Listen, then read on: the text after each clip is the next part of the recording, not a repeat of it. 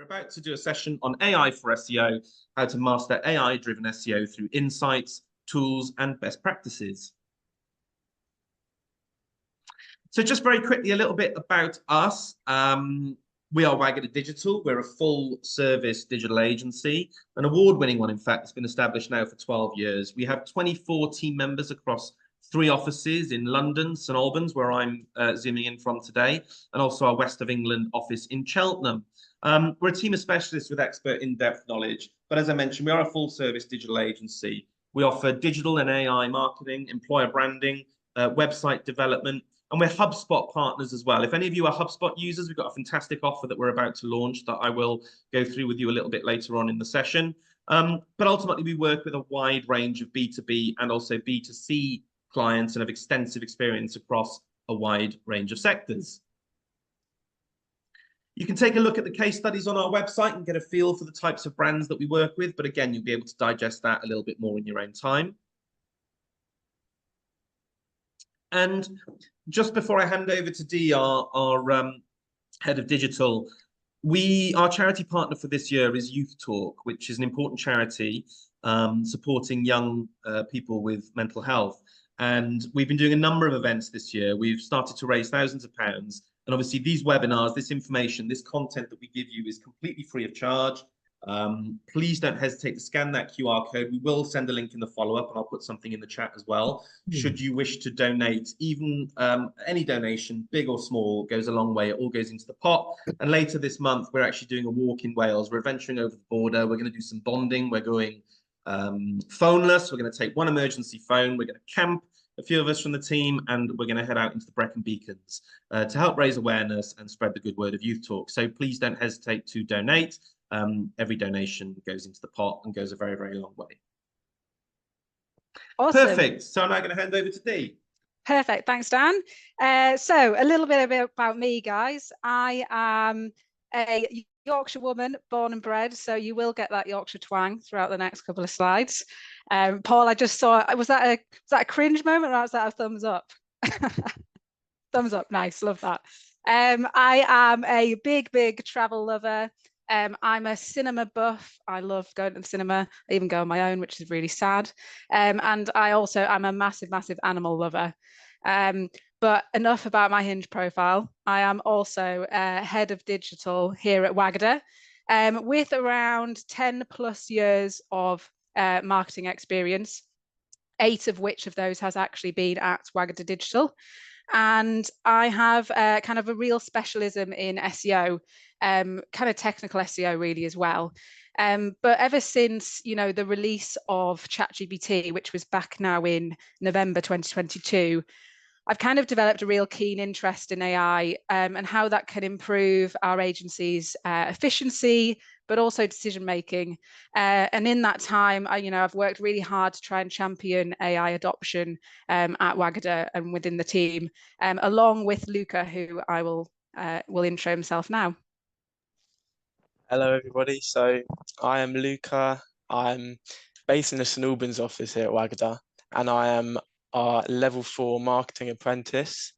So I'm closing in on 1 year at Wagada Digital actually at the moment. So about 10 months I've been here, and I came straight from my A levels to start my apprenticeship.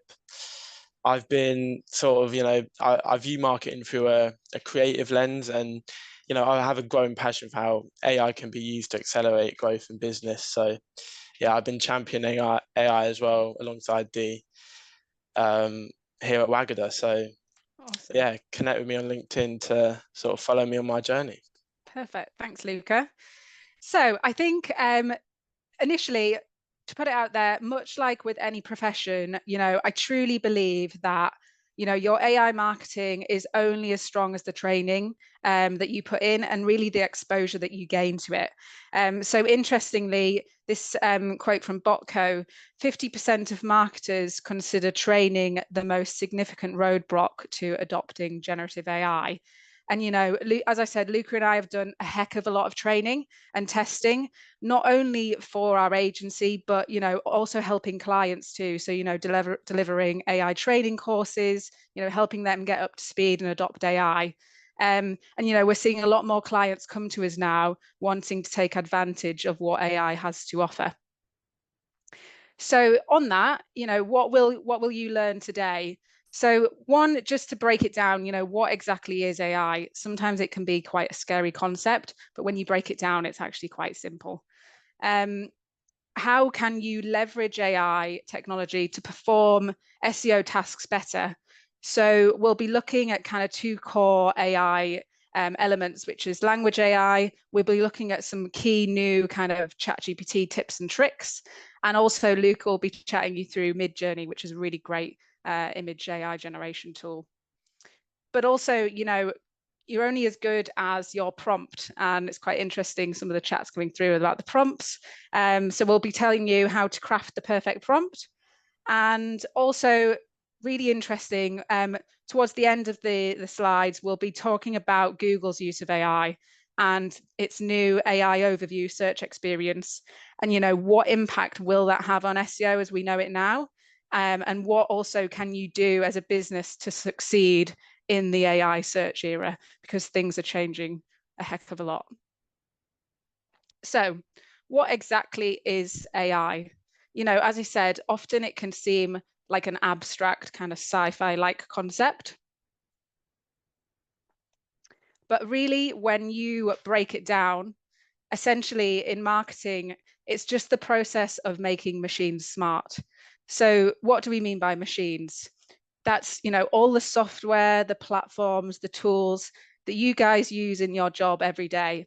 So, that might be something like Google Analytics or HubSpot, for example. Those machines learn from all the information that you give them to make decisions and do tasks, just like we do as humans. But with AI, they can do things 10 times faster and without ever getting tired. So essentially, AI is just smarter technology that can make you better at your job. And who would not want to take advantage of that, essentially? So although it may not feel like it, AI has been around for decades. However, in the last kind of 10 years or so, there's been a real explosion in AI innovation, and we're now seeing real significant growth. So to kind of put that into perspective, in just 2 months since the release of ChatGPT, which was back in November around here, it reached 100 million users in those 2 months, making it the fastest growing consumer app of all time. And, you can see that in the growth. Ever since the release of ChatGPT, interest in AI has just absolutely boomed. And, what does that mean? That means that, the generative AI market has grown insane amounts. So, for example, the market value was only, I say only as well, around 29 billion back in 2022. And that increased about 55% to around $45 billion as of today. And, that's expected to exceed to around 66 billion by the end of this year alone, which is just insane. And even looking to the future, generative AI could become a $1.3 trillion market by 2032, which is just like mind-blowing. I think whilst that may seem scary and a little bit kind of crazy, I think it highlights really that marketers and business leaders need to embrace AI. It's not a concept that's going away, it's a concept that's advancing. So the sooner you kind of get to grips with that and expand your knowledge, the sooner you and your business will benefit, essentially. So Paul Raitzer, who's the founder and CEO of the Marketing AI Institute, I'd really recommend, guys, you going away and checking that out. It's really good resources. They do weekly podcasts. That's where I kind of get up to speed with all of my marketing knowledge. But he says that at least 80% of what marketers do every day will be intelligently automated to some degree in the next 3 to 5 years. And AI won't replace marketers, but marketers who use AI will replace marketers who don't. And I'd actually go as far to say that this is slightly outdated now, to be honest. I'd say at least 80% of what we do as marketers every day will be intelligently automated to some degree, I'd say over the next year, to be honest. I think it's expanding that much. So all in all, how can you guys go away today and leverage AI to support you with your daily, weekly, or monthly SEO tasks? Firstly, essentially what you need to do is identify if AI is right for your task in the first place. So really go away and think about the tasks that you carry out every single day in your day-to-day job. So you need to ask yourself, is that task data-driven? And, you know, I think everything as marketers do is data-driven. So you should be able to tick a box there. Is that task repetitive? So as an example, as an SEO, are you repeatedly writing meta descriptions or title tags or uploading a blog every month? That task's quite repetitive. Also, are you making a prediction? So for example, you might be publishing a new landing page for SEO, and you might be making a prediction into, you know, what call to action button is going to get someone to convert. And also, is that task generative and creative? You know, are you creating something like text, imagery, or video? And, you know, if you answered yes to one or more of those questions, then AI can 100% assist you and your team in some way. So, you know, you've got a big fat yes on that, and you know that AI can support you in your role. So kind of taking it a step back, one of the kind of key advancements in AI is what we call language AI. So that's the ability for AI software and tools to understand and generate language. And, you know, here are kind of some of the top language AI tools that we're using at Wagada. ChatGPT, you know, is just the tip of the AI iceberg. But, you know, it's the most accessible currently. You know, it's free. People, you know, have resonated with that. They're using it in their day-to-day lives. But, you know, as I said, there's so many more tools to explore. So, you know, you've got Gemini by Google there, which was formerly Bard. You've got Claude by Anthropic, which is it's more superior for, you know, if you're in the financial space, I'd recommend Claude over ChatGPT. And, you know, you've got things like Microsoft's Copilot. But let's stick with the most accessible tool currently, which you're probably all using at the moment, which is ChatGPT. So have you ever asked ChatGPT to do something and you've got a bit of a rubbish response, something that's left you kind of prompting again and again to get exactly what you need? Quick tip, if you really want to kind of elevate your SEO tasks with ChatGPT, or any tasks for that matter, you really should be using the custom instructions. This will basically allow you to kind of tailor the AI's responses to better fit the needs of your business. So if you just hit the profile icon in your ChatGPT and go to customize ChatGPT, essentially what this will give you is 2 boxes where you can fill in information that's going to help you create better, you know, responses from ChatGPT.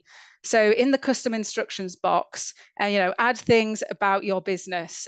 So your brand values, industry specific terms, you know, your tone of voice. You know, constantly when people prompt ChatGPT, they often get a response back that's maybe in American English. If you were to just simply add in this box here, you know, that would never happen again. You wouldn't have to reprompt. And also in that second box, you know, how do you want ChatGPT to respond? So as an example, if you're carrying out SEO tasks on a daily basis within ChatGPT, you want to say to that tool, I want you to act like an expert SEO marketer who specializes in my industry. And, you know, by using those really simple customizations, you can kind of, you know, drastically improve the ChatGPT interactions that you're having. And, you know, that could save you hours and hours of prompting in ChatGPT. But aside from, you know, custom instructions, how can we get you guys to go away today and become a prompt pro? So interestingly, 63% of businesses that use AI in marketing say it greatly outperformed traditional marketing methods. But essentially, if you're not able to prompt effectively, that's really destroying your chances of taking advantage of that. And based on the kind of extensive training and exposure that we've had at Wagada, we've developed this kind of perfect prompt template that's made up of kind of 6 key steps. So we really recommend, you know, take a screenshot of this. You'll also get the slides afterwards. But whenever you're prompting ChatGPT, you really want to be setting out these 6 key steps. So, number 1, what do you want the AI to act as? You're an expert content marketer with a deep knowledge of SEO. What is your mission? What task do you want it to do? Okay, I want you to create an initial draft blog outline for my content that's focused on XYZ. Where is that going to be used? Okay, that's going to be used on my website's blog page. Who's the target audience? The target audience is people looking for print services who are conscious about ESG and sustainable printing. What's the format? It must have 4 sections, have H tags, all those key things that you want from an SEO perspective. And also, you want the style and tone to be informative and friendly. You need that to match your company's brand values. By doing so, you're just going to get a much better response from ChatGPT, and you're not going to have to keep prompting it again and again when you've created something, essentially. A few other little top tips just to be aware of when you're using tools like ChatGPT. The use of negatives. So when you say do not, AI often frustratingly focuses on the do and ignores the not. So for example, don't say do not include incomplete lists. Instead, say only include complete lists. And the tool is better. It makes more sense to the tool essentially. When you're using kind of threads in ChatGPT, you can keep prompting it to get what you need, and it'll take in the context of everything that you've prompted before. Beware though that long threads, if you're prompting it again and again, that uses a lot of your daily allowance, especially if you're on the free version. And also, I'd recommend starting a new thread every time you want it to do something different, because again, it takes in all that context that you've prompted before, and it can get a bit confused essentially. One other really, really great way to get the most out of ChatGPT is to utilize what we call custom GPTs. So those were released at the late end of 2023. And basically they allow you to effectively accelerate your productivity when you're using ChatGPT for support with SEO tasks, etc. Essentially, they are advanced versions of ChatGPT, but they're equipped with that expert knowledge and skills in a specific area to carry out specific tasks across a specific industry. So for instance, there's several custom GPTs out there that might be built for specific SEO tasks, like keyword research or on-page optimization or image tag optimization, sorry. What we've done is we've created our own custom GPT that you guys can go away and utilize. It's basically to support with 2 kind of key specific SEO tasks. So conducting keyword research and crafting compelling content, 2 kind of core pillars of SEO. Really, it's been built with all of those prompt best practices that we talked about before in mind. So the example on the left here, this is the normal version of ChatGPT, and you might ask it to help me conduct keyword research on the left here. And what that's going to give you is a really generic response that is not helpful at all. Whereas if you were to prompt with the exact same thing in our custom GPT, it basically gives you a step-by-step instructions to deliver far more effective keyword research, and it'll allow you to go away and conduct keyword research in a really effective way.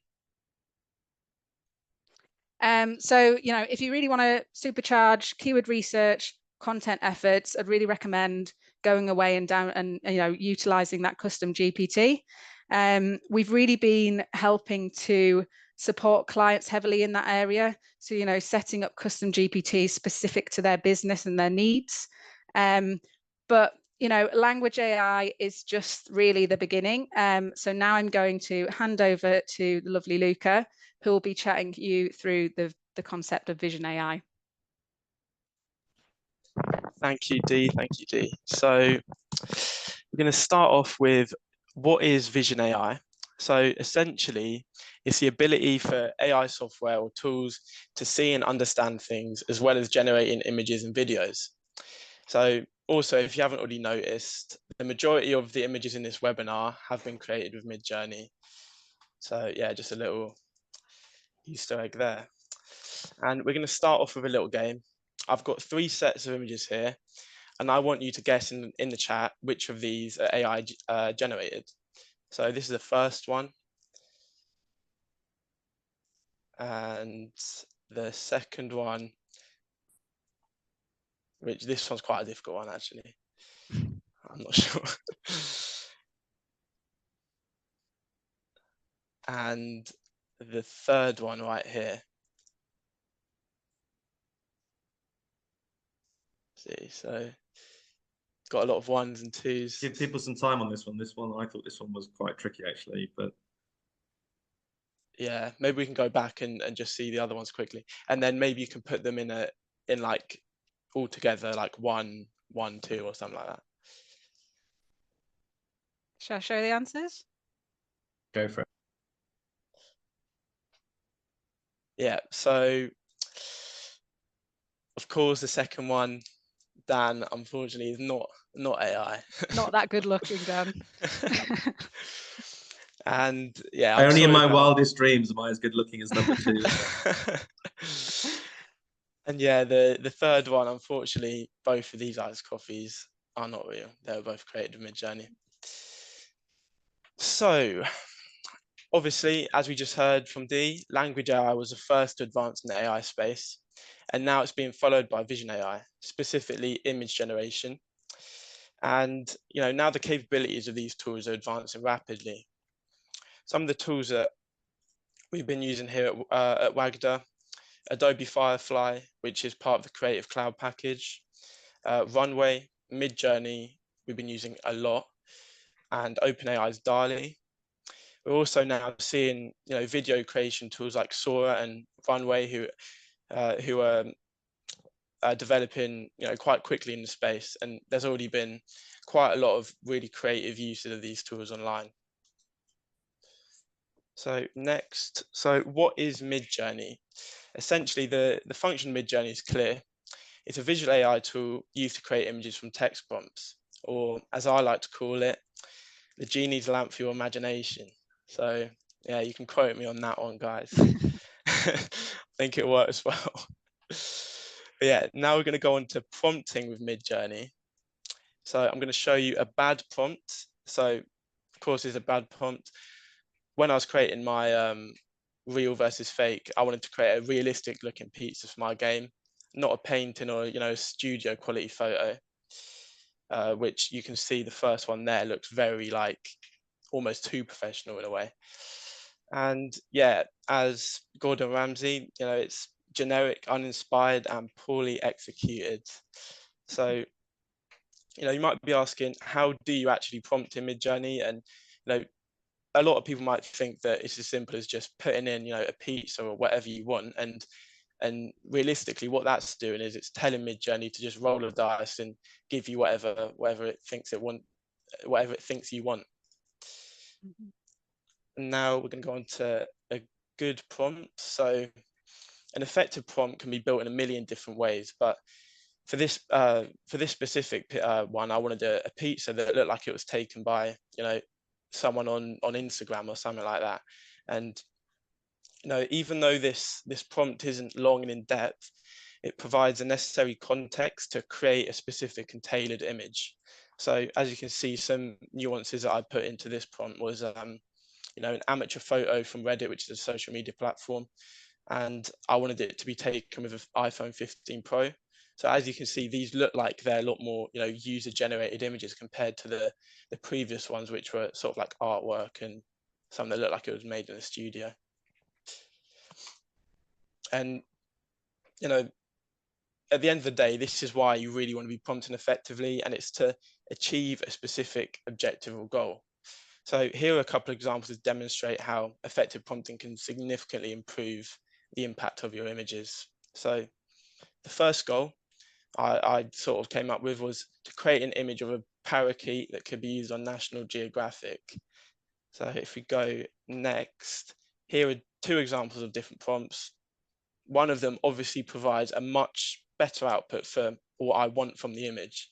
And I did this by adding some photographic terminology to give my Midjourney a more effective reference for what I really want. So as you can see here, I sort of I described what I want the image to be made from, so a Canon camera, and obviously it's come back with something that looks like it could actually be in National Geographic, which the left one, they just look like paintings. They don't satisfy the initial objective of creating a National Geographic image. So yeah, that's the first goal. And the second goal, which is more sort of tailored to marketing, and it's to create a dynamic and exciting product image for a chocolate protein shake social media advert. So we go next. It's clear why this, the set of images on the right are just so much better, and they work in achieving the initial goal. Aim to describe your image in great detail and just don't overdo it. One thing with Midjourney is that it works well when you're putting in intentional and relevant commands to what you actually want the image to sort of produce. So, obviously, I understand that most people aren't just going to put in a couple words like I have here, but I'm just trying to sort of emphasize a point that in order to achieve a specific goal, you need to be effectively prompting to get get the most out of these tools. Yeah. And you might be asking, why do you want to be using AI image in your marketing material? It's not a real product. And as you can see from before, these images aren't real brands. So you may have seen this company on the shelves of your local Tesco's, but here's a quick example of how we can blend both AI and real life products with this case study that we sort of created from Wagda, from this fast moving consumer goods brand, Coley Noodles. Go next. Here's a mock-up we created of their sriracha chili sauce. It shows that effective product images can be produced at a fraction of the typical cost, and this is achieved through software such as Photoshop, which allows us to sort of manipulate this AI image on the left and put in a real product. And then the next example here, we took a generated AI image and a 2D photo of Coley's noodle pot. We then composed it in a social media post, which instead of having the pot there on its own, it really helped to bring the product to life. So as you can see, I generated just an image of someone holding a pot, and then I photoshopped in the Coley noodle pot, and it, I think it looks quite impactful. And at the end of the day, why do you really want to be using AI imagery? So I'm sure a lot of you might have come through the issue of entering one of these stock image sites and just seeing the same generic stuff over and over again, and it starts to look a bit boring on your website potentially. So the first reason why you want to be utilizing AI is to be streamlining content creation for faster results. And like I just said, instead of trawling through loads of expensive stock image websites, you can utilize Midjourney to get exactly what you need. Secondly, it's more cost effective. So a Midjourney subscription is only about £10 a month, which could easily be a substitute for a stock image subscription or an expensive photo shoot. And then thirdly, you can generate diverse visuals tailored to specific campaigns, whether that's for blogs or social media posts. You can use it as a tool to be creative and tailor visuals to what your brand truly is. And then, of course, how can AI images actually improve your ranking and SEO? So, you can enhance user engagement. Keeping individuals on your site for longer with engaging images improves the ability for it to rank well. Secondly, it allows you to incorporate relevant keywords into alt text. So being able to optimize more images with keywords improves your ability to be noticed on Google, which further boosts your brand's visibility online. And then thirdly, you can facilitate A/B testing, which, being able to create alternate versions of images allows you to test out multiple visuals, such as on landing pages, to optimize your traffic. And now I'm going to go hand back over to Dee, who's going to be talking about how Google is leveraging AI. Awesome, perfect. Thanks, Luca. No, super interesting. I think the space of vision AI is just drastically improving. I think, even in the next couple of months, we're going to see the output, massively increase. But yeah, as Luca was saying, talking of rankings and Google, this is where we come on to looking at, how is Google actually leveraging AI at the moment? So, if you didn't already know, Google search engine has always really relied on AI, to be honest. It's nothing new. So, often you might come across, things like autocomplete. So, I might be typing in best restaurants, and then, based on my location, it auto-completes my query, and it, kind of predicts what I might want to look for. I also might type in something that's incorrectly spelled, and Google might, prompt me to, improve that. All of that is AI, but essentially, you might not you might not understand that is AI essentially. And also, to determine how your website ranks and who sees it, Google uses its own AI algorithm, and that's made up of over 200 ranking factors, whether that be keyword optimization, mobile friendliness, user experience, etc. Each one of those elements has a different assigned weight and value, and Google scores basically each of those factors on your site to basically identify if it's worth ranking your website for that query. So essentially, the higher you score, the higher Google's AI algorithm will rank you. So those kind of previous examples really showcase, I think, how Google's AI has traditionally operated, kind of behind the scenes when no one would really know that that's AI. But with the sudden advancements in AI, and I think the threat to Google that's posed by tools like ChatGPT, the major players like Google and Bing are really now starting to develop and incorporate generative AI features into that core search experience. And, they're now visible to everyone to see. And, this is now visible through the release of Google's AI overviews, it's called. So that was formerly called Search Generative Experience, or SGE. But they've now renamed it, as Google does. It likes renaming things. And that's kind of a whole new ball game for the way we're going to find and search information online. So what exactly is that Google's AI overviews, and how does that work? So here's an example of a search that someone is conducting for good bike for a 5-mile commute with hills. So I'm going to let this video just roll over and replay.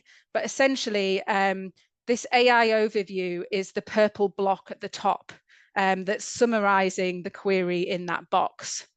But how does Google essentially determine what features in that box? It basically uses AI to scan the kind of top ranking search results for that query and finds kind of relevant answers for that search term. And then what it does is its generative AI summarizes that content and creates what we call a snippet. And Google is calling that its AI spotlight, which is this purple box seen at the top here. You may get sources that are cited within that purple snippet. So users could navigate off to external sites if they wanted to. But you could also click this, show more button here and expand that AI spotlight, or even, ask follow-up questions directly in that AI snippet to refine in real time really what you're looking for. So, rather than having to do another search, you're just kind of prompting off the back of that, much like you do in ChatGPT, to be honest. So these AI overviews began rolling out to everyone in the US. So if you're based in the US, you're probably seeing this a lot more. Back in May, but more countries are coming soon, and Google's kind of constantly testing things, essentially. So really we want to look at what impact that is going to have on SEO. And I think it's still far, far too early to predict that impact. But I do truly believe that is single-handedly one of the biggest changes to the search landscape since like Google itself. And, you know, that feature has sparked kind of panic and outrage amongst many SEOs. But I think it's really important to break that down and not get, you know, stuck in the worry of like, what am I going to do? And actually figure out, you know, how are we going to combat this and work with it essentially. So what do I think is going to change in SEO based off the back of that? I think there's going to be a real shift in searches. So users are really going to adopt a more conversational, what we call kind of long tail search method when they're searching on Google. And that's been influenced by, you know, chatbot-like interactions. So, you know, people are now used to using ChatGPT. They're searching in a much more conversational way. So, you know, think of searches like, what are for some family-friendly attractions in Paris? It's a very conversational term and it's a long tail term. I also think that, you know, there's going to be some SERP dominance. So that AI overview you can see here is going to take prime space in the search engine, and it's going to push your organic rankings and even your paid right down as a scroll. And what that will do, you know, Google's basically aiming to answer a query directly on the search engine, on Google itself. And that the potential of that is, you know, to drastically reduce overall organic site traffic, because people will no longer be clicking on your organic listings. They're instead getting the answer to their query on Google itself, you know, which is not great from a business perspective, because you want people to be landing on your website, right? So, you know, there's a chance now that organic traffic within your business is going to drastically reduce. How can you guys now be adapting to that to ensure kind of minimal disruption? And I think there's several ways. Number one, without sounding cliche, I think you've got to stay calm and carry on. You know, not everything is changing. People still have problems. People still have questions. People still have needs. And, you know, historically, there have been many major disruptions in search, including, you know, really big algorithm updates. And, you know, they've never eliminated the need for SEO. It's all about upskilling, especially in AI. That's going to be key for your business and its staff. And that's something that we've been really supporting clients with, and seeing people come to us for support, whether that's training in AI or helping them, you know, look at their internal processes and how we can support them, you know, to move forward with that. Number two, you know, it's no surprise that I think if you want to keep your traffic and your impressions and your click-through rate, you want to try and focus on appearing, getting your website to appear in that AI snapshot, right? So in order to do so, you've really got to try and optimize your website for those conversational and long tail keywords, whether that's through blog content, you know, or further keyword research. That's something that we'll try, will push you forward to try and get, ranked in those AI spotlights. Also, one really big thing is what we call schema markup. So that is essentially kind of like labels that tell search engines about different parts of your website. And the better those labels are, the better search engines can kind of understand and, then essentially feature your website in that AI spotlight. So it's kind of a technical SEO element that we support clients with, but that will be fundamental to try and rank in the AI spotlight. And, off the back of that, really prioritize your technical SEO on your website. So do regular SEO audits to look at things like page speed, elements like that. Google won't rank a page in the AI spotlight, if you go on the website and you've got a poor user experience. It just won't work. Number 3, like I said, if you're really then lucky enough to feature as a kind of cited credit in that AI spotlight and then receive a click, that's essentially saying that visitor's more targeted and willing to convert because they've gone away from that AI spotlight and they've now decided to go to your website. So what you've really got to then focus on, right, is improving that overall site user experience and really optimize for that conversion rate. you know, because that person's decided to come off the AI spotlight to your website, you've now got to try and get them to stay there and convert. So optimizing for UX and conversion rate will be really, really important. Number 4, you know, when we look at the language AI kind of tools like ChatGPT, that's really evolved over the last few years. And that has, unfortunately, I think led to a real surge in the volume and speed of content production, not all of which has been really great, because, you know, you can go into ChatGPT now and ask it to write you a blog in 2 seconds. But what's really, really crucial is that you maintain kind of quality standards in your content creation. So really demonstrate what we call EAT. So that's expertise, experience, authoritativeness, and trustworthiness. And that adheres basically to Google's guidelines. So really be trying to think about detailed kind of topic specific content that you can put on your website that's kind of backed by data as well. You know, have subject matter experts in your business, create author pages. LinkedIn, for example, has been found to feature quite a lot in those AI spotlights. If you're constantly, you know, posting on LinkedIn and sharing, you know, your website blogs that you've crafted as an expert, you know, you're more likely to feature in that AI spotlight. And, you know, it goes without saying, I think you've got to ensure kind of human involvement at the start and end of any content creation using AI to kind of preserve that quality. Yeah, essentially.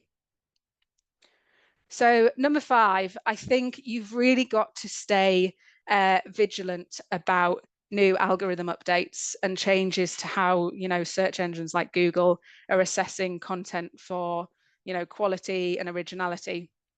So we talked a lot about just previously, you know, how people are now manipulating Google by just pushing out loads of content that they've created using ChatGPT.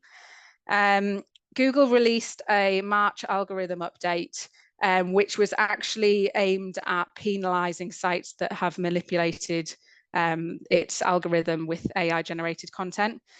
So a business actually came to us requiring SEO support, because after that algorithm update, which happened here, their rankings just absolutely plummeted.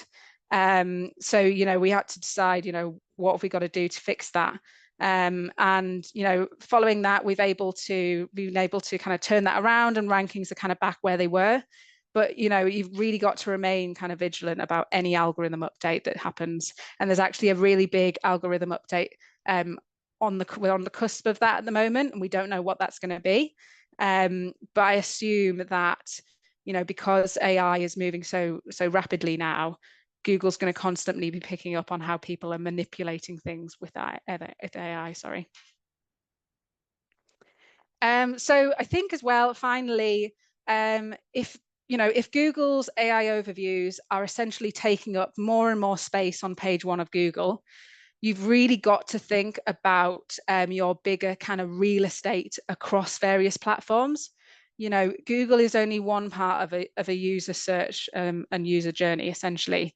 You've really got to ensure visibility for your brand across all channels where your customers are searching. More and more users aren't searching on Google, and instead they're using things like social media. So for example, this Forbes quote says that Instagram and TikTok are now actually the preferred search engine for Gen Z, which is kind of incredible, right? Because if you're a business who's trying to target Gen Z and you're currently optimizing for Google, you know, you've got to think about the bigger picture and what platforms you're optimizing for. You know, and at Wagada, we approach kind of all of our work for clients as really kind of an integrated collaborative effort between departments, where, you know, SEO work with PR and social and vice versa. You know, it's not just one for all and one for all. And in recent news, quite interestingly, OpenAI, who are the founders of ChatGPT, they've announced its new AI search engine, which is called SearchGPT. This is basically a prototype in the video. Essentially, they're planning on launching this. It's not launched yet, but basically it's set to kind of challenge Google's dominance of online search. Also, if anyone knows what a nudie branch is, whatever that is, I'd like answers on a postcard, please. But yeah, again, I think it just highlights that you've really got to be thinking about the bigger picture and really have a real kind of holistic approach to your marketing, because you don't know what's going to happen. You know, you don't know if Google's going to be here the next day, or if something like, you know, Search GPT is just going to come in and everyone's going to move to that platform. So you really got to be vigilant about those things. And finally, I think, you know, to summarize, I'm going to refer back to one of my favorite quotes from Paul Reitzer and say, you know, AI won't replace marketers, but marketers who use AI will replace marketers who don't. And again, you know, whilst that may seem scary, I think it really just highlights that marketers and business leaders need to embrace AI. It's not going away. So, you know, the sooner you get to grips with it, the sooner you expand your knowledge, the sooner your business will benefit, essentially. Yeah, and that's me. So again, feel free to download our custom GPT. We'll send you a link to the slides as well. There's a lot of key information in there, I know. But yeah, have a look at our website. We do offer marketing AI services, training. I'm more than happy to speak to people about that. This is a really cool tool, actually. There's an AI for that, which is just shows you loads of tools that are in the AI space. And, you know, you can filter by, I need a tool for keyword research, and it'll pump you a load of AI tools that are out there at the moment. And I also get a lot of my AI news from this newsletter, and also that podcast that I was talking about from Paul Reitzer. That's they do one a week, and it's really great as well. So yeah, I'd recommend looking at those. Awesome. Dan, over to you. Perfect. Dee, thank you so much, both of you. That was an absolutely fantastic session. Don't go anywhere though, folks, because we've got a couple more resources, and then we're going to share some images and have a bit of a Q&A. We've got here a questionnaire. Again, we'll send the link. This is really useful exercise. If you have a couple of minutes, it won't take more than a couple of minutes to populate. It'll help give us our understanding of where you are with AI and make sure that we create and cultivate content that's going to suit you. So please don't hesitate to scan that, get that completed. But as I say, we will share the link in the follow-up. We've got our next sort of webinar that I think might be of interest to those in the room, Jingle All the Way to Successful Christmas Campaigns. We're going to be blowing the lid off everything from Black Friday through to paid advertising, through to timing. For those of you who have already got your Christmas campaign for this year wrapped up, it's ideal for you. You can even start thinking about 2025. For those who haven't started, it's absolutely perfect. And again, it will be for B2B and B2C organizations. So lots of really interesting content in there. I think Sophie's hosting that one. And I mentioned earlier an offer. So those of you, we haven't actually fully launched this yet, but we're about to. If you or your company are utilizing HubSpot and you would like a free audit and consultation, we are about to launch an autumn offer, just a short-term offer for a window in the latter part of this year. Drop us an email at info@wagada for now and quote that code there, HubSpot offer, if you'd like to take us up on this, but we will be then putting that more in the public domain and to partners shortly. Awesome. Fab. So we're going to move on to questions, but very quickly, what I'm going to do, I'm going to quickly take over the screen share for a moment, and I'm going to show you who's been joining us in this session, because we've had people from all over.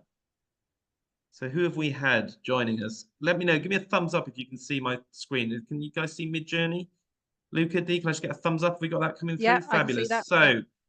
We are looking here at a female artist working from a home studio in Harlow, creating paper art whilst listening to an AI training webinar. So we had that person join us, which is really, really good to see. Let us know if this is remotely like the environment in which you joined. We've got an architect sitting in an architect studio in a sunny courtyard in North London. So we've had this architect join us. So thank you so much for joining the session. Who else have we had in the room? We had a woman in an office in Maidstone with black and purple hair, being frozen by the air conditioning. My advice would be to sit a bit further away from the air conditioning, and you won't be on the receiving end of it quite so much.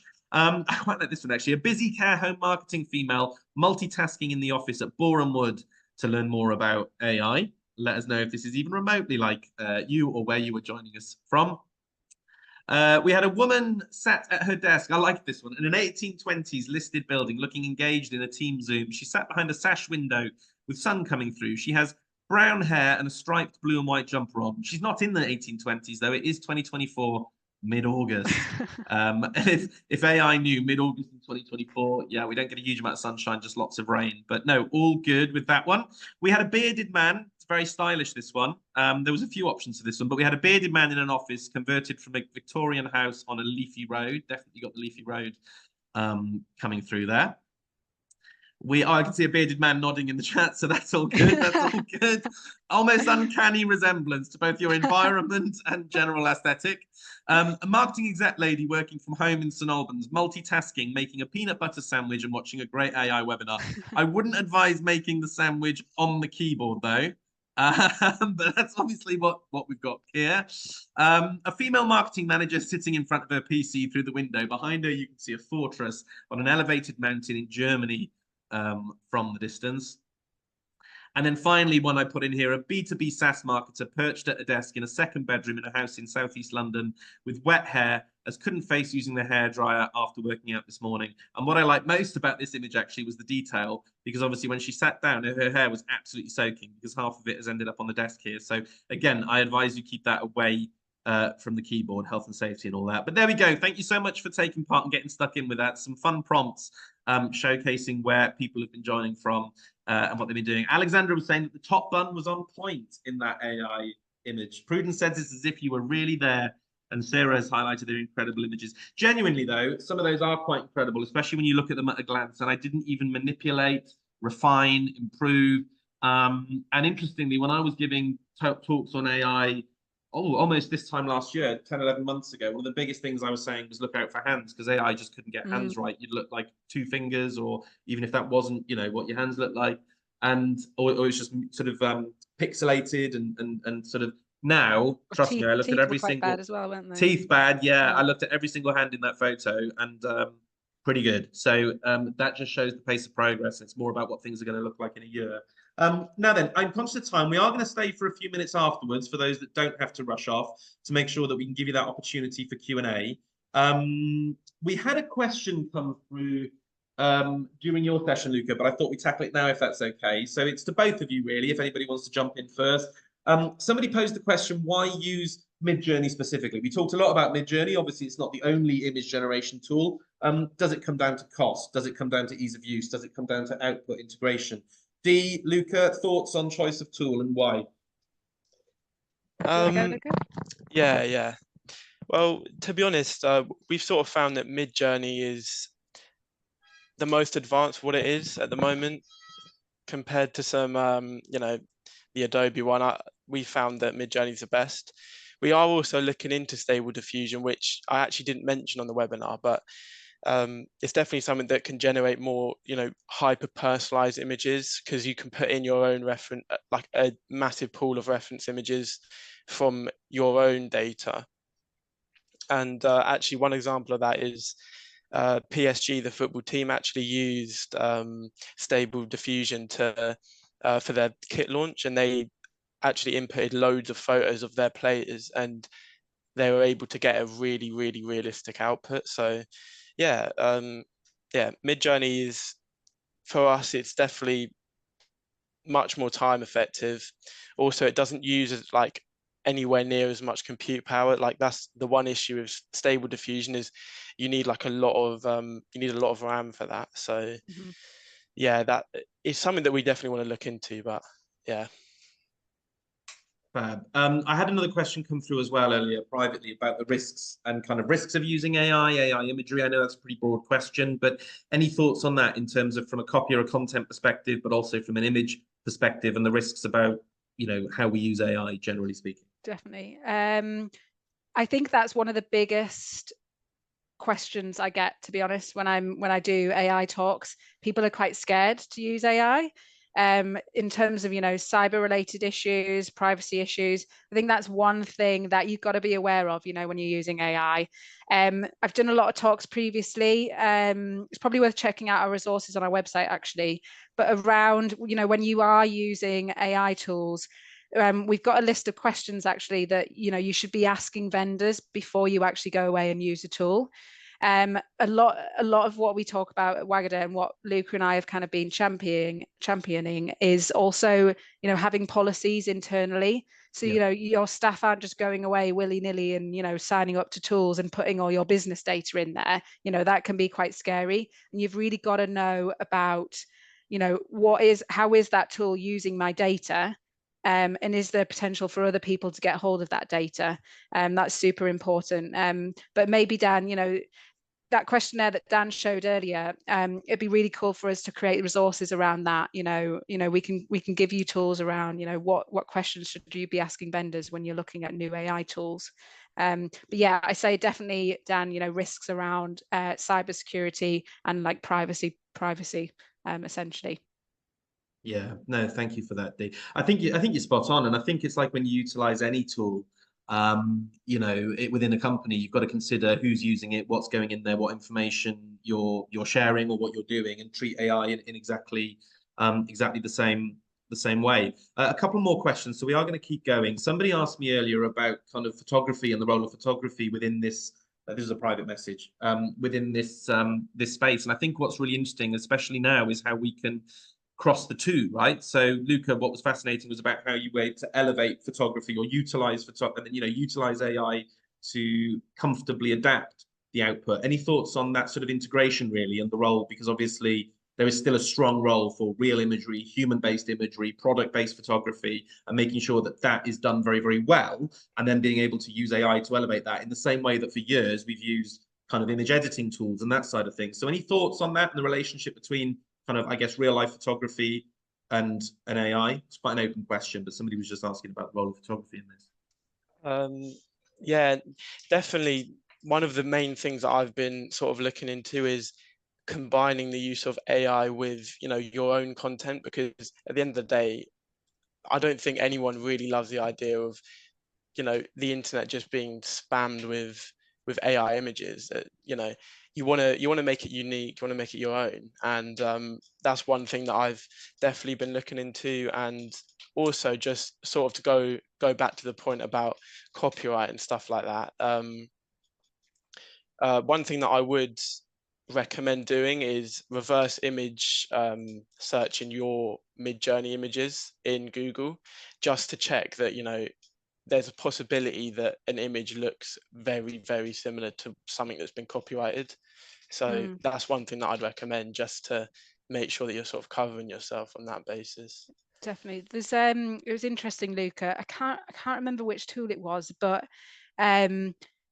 you know, I think AI is advancing so much, right? And I think there is a lot of questions around how have they got all of this data and where have they got this data from to train their models, right? And I think there was an image generation tool that it started creating images and it had the Getty kind of copyright stamp in there. So, you know, Getty were basically like, you've been using your, you know, AI tool and training it on all of our images that people have to pay for. You know, there was outrage on that. But you know, I think it's because the space is advancing so much, it's so hard to police at the moment. And, you know, we've just got to roll the punches and just kind of go with what we got, to be honest. And Paul's put a really interesting comment in the chat, which is absolutely right. So Paris Saint-Germain, it's worth, your example, Luca, it's worth bearing in mind that extensively training on AI and using images of your own people or customers to customize content can also make it easier for others to deep fake that content. And I think that's the world that we're moving into. I think that, again, technology is moving much, much faster than process, than legislation, and all that side of things. And we're constantly in this catch up. So it's about making sure that we're very conscientious in those areas, and that there is still that important role and that value in photography, real life photography, and copyrighted content, because at the end of the day, we want absolute ownership of that. Couple more. How restrictive will Google be, do we think, on including AI generative images in the upcoming version that you mentioned? Can you expand on this? I think there's a really valid point, Dee. We're talking a bit about AI copy as well. So AI content, imagery, thoughts? I don't think it will be massively restrictive, to be honest. You know, Google has its own like text to image generators, so, you know, it's obviously not adverse to it. I think it all comes down to the output, right? You know, if it's an image that looks exactly how you could create an image with a human, you know, mind, then, you know, I don't see any issues with Google, you know, featuring AI images in the AI spotlight, to be honest. Prudence Bond has got a question. Can you use photos to prompt Midjourney? Say, for example, I wanted to create an image inspired by album artwork. Can I upload an album image and then add a descriptor to how I want this to be manipulated? For example, the Rolling Stones' iconic lips. Can you add a party whistle to it? How can you mutate? I guess there's a complex area there in terms of what's copyrighted and what you've got ownership of. What are your thoughts on that without giving, I guess, direct legal advice? What are our views in terms of how we can utilize those tools? Are you able to do that sort of thing? One thing is actually at the start of the webinar, you might have seen a photo of me and Dee, and even Dan actually, was like an AI version of our faces.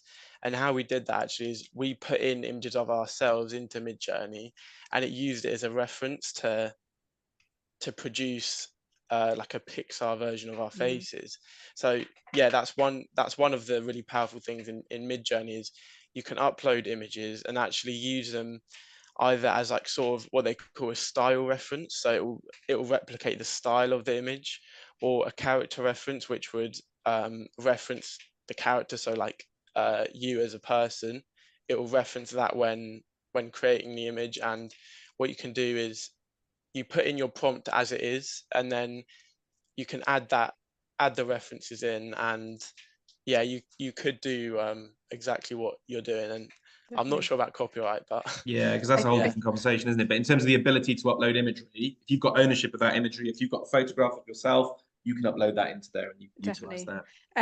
I think one thing on that is that I think that's what's lagging behind currently in AI image generation, in that, you know, the photo of Dan, for example, you know, I think it's harder to upload an image and get something exactly what you want to replicate me if I upload an image of me in a different environment. But I think, you know, that's coming. That'll be, you know, in the next few months, to be honest, that we'll be able to do that.